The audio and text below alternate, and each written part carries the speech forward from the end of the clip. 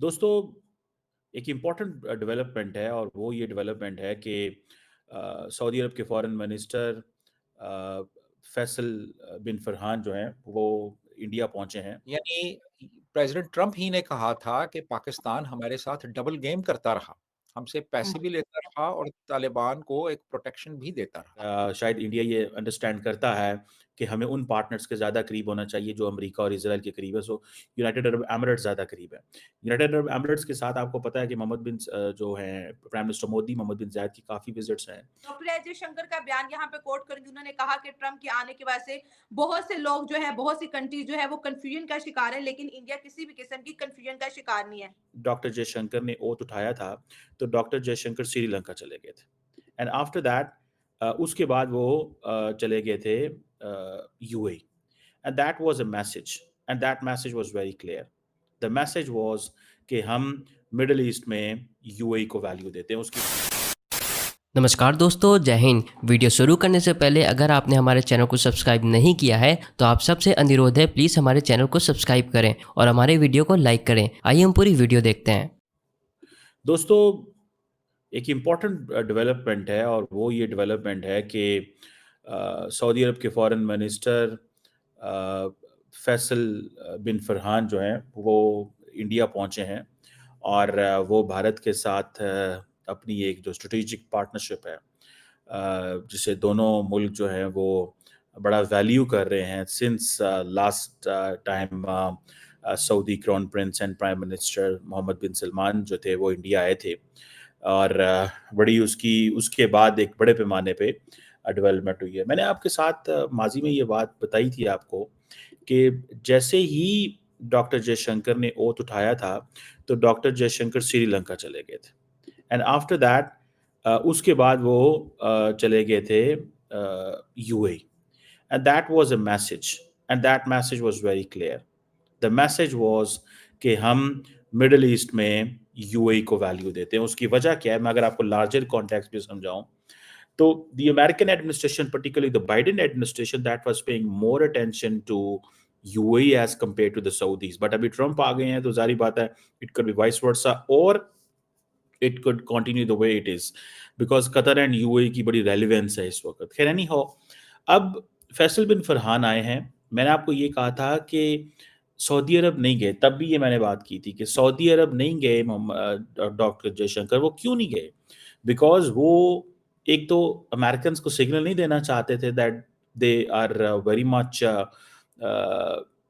They want to engage with the Saudis, because उस वक्त Biden administration की एक अप्रोच थी। दूसरा, इसमें अगर मैं इसको इजराइल कॉन्टेक्स्ट में लेके आऊं, तो इजराइल की कॉन्टेक्स्ट में भी Saudis are the only actor which believe कि those who are they're still standing। और शायद इंडिया ये अंडरस्टैंड करता है कि हमें उन पार्टनर्स के ज़्यादा करीब होना चाहिए जो अमेरिका और इजराइल के करीब है। सो यूनाइटेड अरब एमिरेट्स ज़्यादा करीब है। यूनाइटेड अरब एमिरेट्स के साथ आपको पता है कि जो हैं प्राइम मिनिस्टर मोदी, मोहम्मद बिन जायद की काफ़ी विजिट्स हैं। $100 बिलियन की ट्रेड है, जीसीसी के साथ फ्री ट्रेड एग्रीमेंट है, there is a lot more. और मोहम्मद बिन जायद जो हैं वो इवन गुजरात भी आए थे थोड़ा अर्सा पहले। सो इंडिया जो है वो यूएई को ज़्यादा वर्थ वैल्यू देता है as compared to the Saudis. उसकी बहुत सारी वजूहात, जैसे मैंने 2-3 कुछ आपके सामने शेयर की हैं, there are so many others. और I2U2 का अलायंस आपको पता होगा, India and UAE, Israel and America को ऑलरेडी मौजूद है। सो इंडियंस हैव रियलाइज्ड कि ये जो पल्स है वो अमेरिका से यही मिलती है that you have to get closer with the Emiratis, not with the Saudis. ठीक है, द सऊदीज डू अंडरस्टैंड कि ये चीज है। So that is why Saudis खुद अब इंडिया के पास आ गए। एक वक्त था that the Saudis will never travel to India, and they will never travel to India because they do understand कि अगर हम लोग वहां जाते हैं तो पाकिस्तान नाराज होगा। तो वो इसलिए जिसे कहते हैं ना, वो कहेंगे वहां जाएंगे तो पाकिस्तान नाराज होगा। सो जब अगर पाकिस्तान नाराज होता है तो फिर हमारे लिए मसला पैदा होगा। सो दे डिडंट वांट कि जो है वो पाकिस्तान नाराज हो। और इस सिलसिले में उन्होंने बहुत कोशिश भी की कि सम हो वो किसी तरीके से पाकिस्तान को जो है वो इंगेज कर सके इंडिया के साथ, लेकिन अनफॉर्चुनेटली वो नहीं कर सके। बहरहाल वो एक और चीज़ है, एक और हिस्ट्री है। सो अब सारी आलम इस्लाम, मुस्लिम वर्ल्ड ने ये देखना शुरू कर दिया कि भाई we need to move towards India. Pakistan तो कहीं नहीं खड़ा हुआ।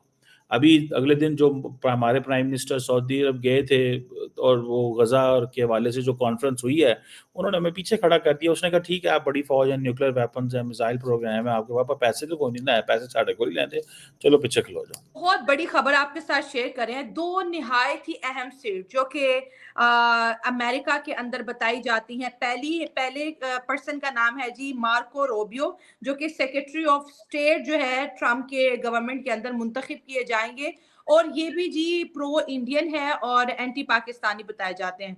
दूसरे जो एक सीट है जी नेशनल सिक्योरिटी एडवाइजर की, माइक वॉल्ट्ज, ये भी जो है प्रो इंडियन है और इंडिया के लिए बहुत ज्यादा जो है इनके अंदर पोटेंशियल देखने को मिल रहा है। और ऐसा लग रहा है कि अमेरिका की जो कांग्रेस है उसमें हर कोई जो है ना इंडिया के साथ अपनी लॉयलिटी दिखाने के लिए ना बेताब हो रहा है। हर कोई कह रहा है कि मैं प्रो इंडियन हूं, मैं इंडिया के लिए काम करूंगा।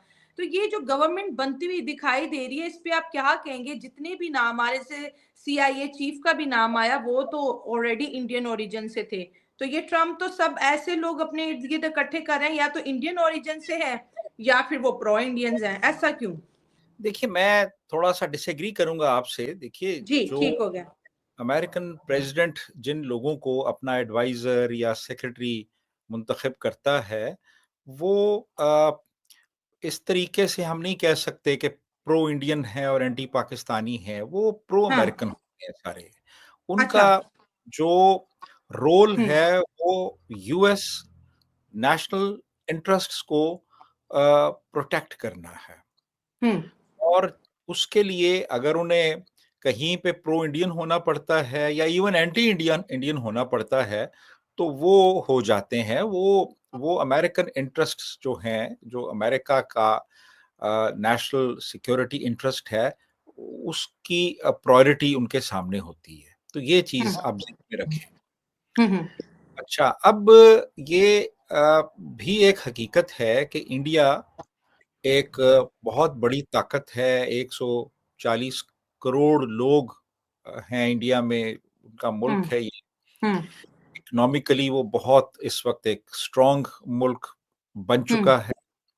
उसकी एक बहुत बड़ी फौज है, वो एक न्यूक्लियर आर्म्ड स्टेट है, और उसने पूरी दुनिया में अपने फॉरेन रिलेशंस में एक बैलेंस रखा हुआ है। अब एक मुल्क जिसके इतने सारे क्रेडेंशियल्स हों, वो यकीनन अमेरिका की एक प्रायोरिटी होगा। वो मुल्क तो नहीं होगा ना कि जो अमेरिका से कर्जों की भीख मांगता है, जो अपने मिलिट्री हार्डवेयर के स्पेयर पार्ट्स के लिए अमेरिका का मोहताज है, जो अपनी एक्सपोर्ट्स के लिए अमेरिका की तरफ देखता है, और जिसका अमेरिका के साथ जो एक रिलेशनशिप रहा है वो कोई इतना इतना आप कहें स्टेबल भी नहीं रहा। यानी प्रेसिडेंट ट्रम्प ही ने कहा था कि पाकिस्तान हमारे साथ डबल गेम करता रहा, हमसे पैसे भी लेता रहा और तालिबान को एक आपको प्रोटेक्शन भी वीडियो देता कैसा रहा। लगा और आप इसके बारे में क्या कहना चाहते हैं, आप नीचे कमेंट करके हमें बताएं। आज के लिए इतना ही। जय हिंद।